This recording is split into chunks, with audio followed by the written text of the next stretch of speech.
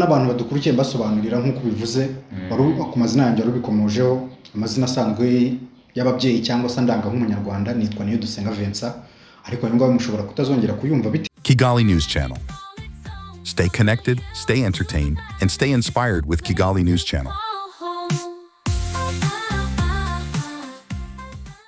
Yes, tuguhaye ikaze wo kuri Kigali News Channel kwifuriza umwaka mushya wa 2025. Umwaka mushya, ingamba nshya, imihigo mishya. Uyu munsi rero twakiriye umusore. No umusore? Of course. Yitwa Vincent. Hari umuntu ejo bundi ntago uri mushya. Ni umuntu tugiye kuba dukorana ako ntago uri mushya kuri iyi channel. Umuntu agiye kureba neza ibiganiro bya mbere niwe wabikoze hashize igihe. Vincent, hari umuntu wambajije ngo wa musore yagiye. Uwo ninde bahungu? Uwo akaba ari inde sasa? Ni inshuti ya channel yacu. Umuntu yambajije ngo wa musore mwatangiranye yagiye. Birumvikana byari ngombwa kuko twigeze gukoranaho igihe kigicamo tubusa nk'abahagaze kandi byari impamvu zitandukanye. Ariko mbere na mbere nanjye reka mbanze mbifurize ibihe byiza, umwaka mushya muhire ndetse n'umwaka w'uburumbuke kuri mwese. Iki kiganiro dukoze ndakeka ko ari kimwe mu biganiro bitangiye uyu mwaka, tubifuriza yuko umwaka wazabagendekera neza, ariko natwe tubizeza yuko tugiye gukorana buri munsi uko buke uko bwije, ntabwo tuzigera twongera kuba sinziriza.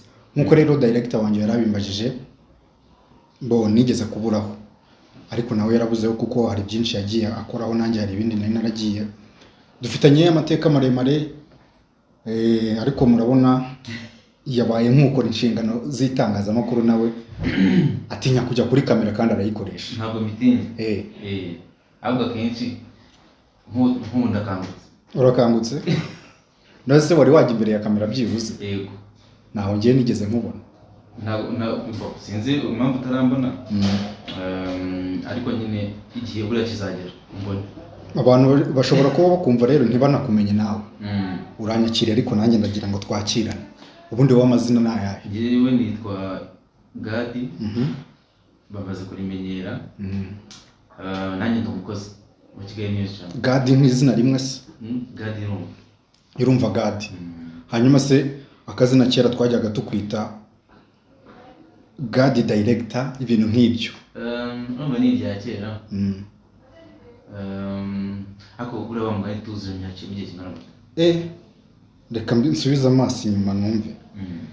2017. Nibwo twamenye. Yego. Burya. Kuko urumva ntabwo cya kinyago cyari kitaraza cyitwa Covid. Yego, ni imbere yaho. 2017 rero ndakeka twigaga mu wa kabiri segonderi. Sinzi rero niba ubyibuka. Ubyibuka cyane. Nibwo twamenyanye. None n'ikintu kinatangaje nibwo yicano yakozwe. Ariko ikorwa mu buntu bw'ubufindo, mu tuntu tw'udukino tutazi byari byo. Urabyibuka? Twagiye kuvumba kawifi kabandi kuri kaminuza ya hariya hepfo tutavuze. Hariya hepfo ya za Sonatube. Urumva ni cyane nk'uko yabayeho mu 2017. Ariko twatangiye kwikoresha mu ntangiriro z'uyu mwaka. Nambere twarakoraga ariho ibintu n'ubundi twakoraga kuva icyo gihe n'ubundi biriho igihe n'ikigera nabyo bizajya hanze, ariko icyo gihe koko nibwo cyane yabayeho. Ariko kuri wowe ubundi icyo gihe internet wayibona gute? Internet hari ubumenyi wari uyifiteho? Subo ntabwo muri make wa creating wakoze creation ya channel utazi byari byo. Oya ntabwo nzi byari byo. Nari mbizi ariko cyane ubushobozi bwayo bukiri buke. Ama devices kuyabona yo gukoresha byari bigoye. Twari abanyeshuri, twari batoya. Kwa kundi umuntu agira igitekerezo agakora ikintu akaba gishyize hariya. Nyine kwa kundi urumva abajene uyu munsi baba bafite ibitekerezo bitandukanye. Rero nawe ushobora kugira igitekerezo ukagishyira hariya. Ariko urumva ko wakoze akantu keza kuko wabaye nk'umuntu ubitse nka zahabu mu butaka utabuza agaciro kayo. Katabyite gutyo. Ariko aka kanya agaciro kayo byanga bikundura kazi. Ariyo mpamvu wemeye gushyiramo ka effort ugakora cyane. Yego. hanyuma Vincent wowe wari waragiye he? Njye nanjye rero buriya urumva nubwo twahirukanaga icyo gihe twahise dusa nk'abatandukanye. Ujya ku kigo cyawe nkomereza ku kigo cyanjye, igihe kirageza twese turasoza tujya gushakisha. Nawe wahise ujya gushakisha byanga bikunda. Ariko buriya aho abantu babaniye n'ubundi abadapfuye barongera bakabonana, igihe kiragera turakominikana, turahamagarana, turibwirana, mubwira ibyo nkunda, umbwira ibyo ukunda. Ndibuka watangira gukinisha mashine, ukinisha mashine cyane, uvuga utuntu tutazi ku ishuri tukabona urihugiyeho, none wowe warabikomeje. Ariko nanjye nkajya nkubwira ko itangazamakuru rindi mu maraso cyane. None kubw'amahirwe turahuye, tugiye rero guhuza amaboko kabisa. Ngo tuboneho dusaba abanyarwanda kuramfasha, duhuje ibiganza nabo badushyigikira uko babishoboye. Yego, buri muntu mu buryo bwe, twese dufatanye, n'undi uzakenera support yacu natwe turahari kumufasha. Yego. So ni umwaka mushya, dutangire ingamba nshya. Yego yego. So abanyarwanda badukunda, ni ukuvuga ngo uyu ni Vincent, yitwa Vincent.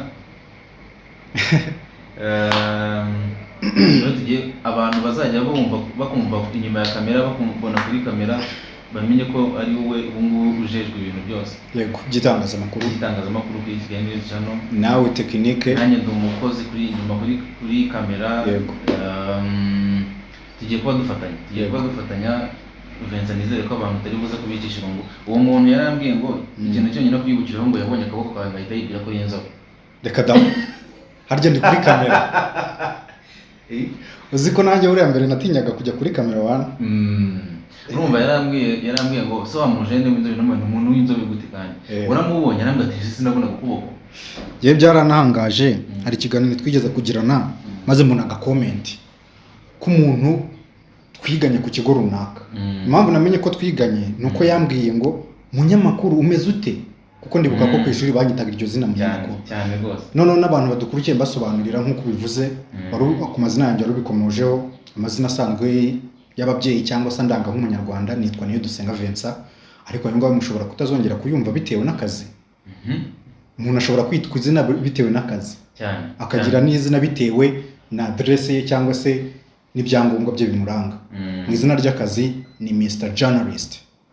Iryo ni ryo ryawe cyane rwose.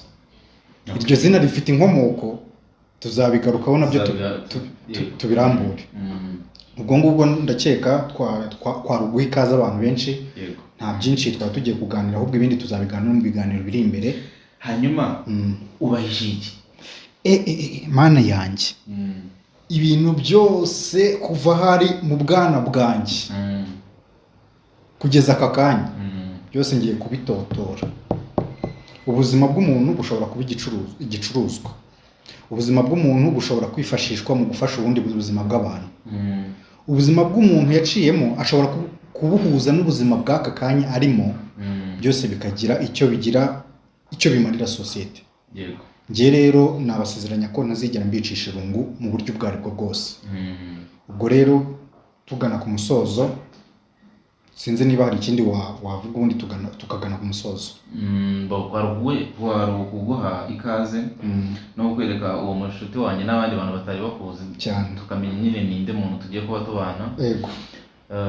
Nkakwereka abantu buriya nje tumaze kugira umuryango munini. Yego. W'abantu 30 na ibaze kandi tudakora cyane.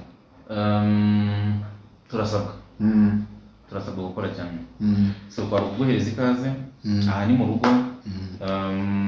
Abantu badukurikira nabo uri ni Vincent nyine. Yego. Niwe tugiye kuba tubana mu buzima bwa buri munsi, nanjye ndahari. Yego.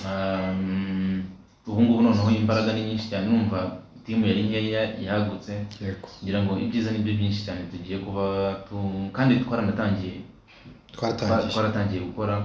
Ubu ngubu abantu tugiye gutangira kubahereza ibyo twari tubabikiye.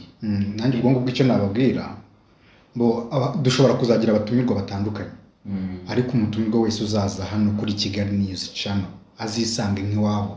Buriya ngewe wenda sindi umuhanga cyane mu itangazamakuru, ariko ukuntu ngiye numva umutumirwa n'umutumira baba bagomba guhuriza hamwe bakaganira. apana kubazanya kandi bakaganira ibintu bifite n'undi muntu byagira ubufasha. Ubundi kubazanya ngewe hari ahantu nemera ko hari ahantu ushobora kubazwa ntusubize nko muri penitensiya. Penitensiya ni kwa padiri aho ujya kwishuriza ibyaha. Bigenda bite se? Hariya uragenda ukajya imbere ya padiri ukamwaturira muri make. Padiri aba ari nk'ikiraro cyawe kiguhuza n'Imana kugira ngo uhabwe imbabazi. Hariya ushobora kwicara ugatuza ugasubiza ibyo bakubajije. Ahandi ni muri interview wenda y'akazi. Ahandi wenda ni mu rukiko. Icyo nari mbivugiye nuko hano ho hazaba ari mu rugo no kuganira abantu kubohoka tukiganira abantu bose bakatwibonamo. Ndakeka ari ibyo. Ubundi ubwo ngubwo reka twizere ko tuzasoza uyu mwaka duserebura ku byo twagezeho tubifashijwemo n'abakunzi bacu. Yego, nukuvuga ngo ikintu kiriho cyo nuko twebwe turahari kubaha ibyo dufite. Yego. So nabo umusanzu wabo turabukeneye cyane. Turabukeneye cyane muri uru rugendo. Benza wakoze cyane. Urakoze cyane abadukurikiye rero reka nanjye mbabwire nti umwaka mushya muhire kandi umwaka w'amahoro ndetse n'iterambere turabashimiye.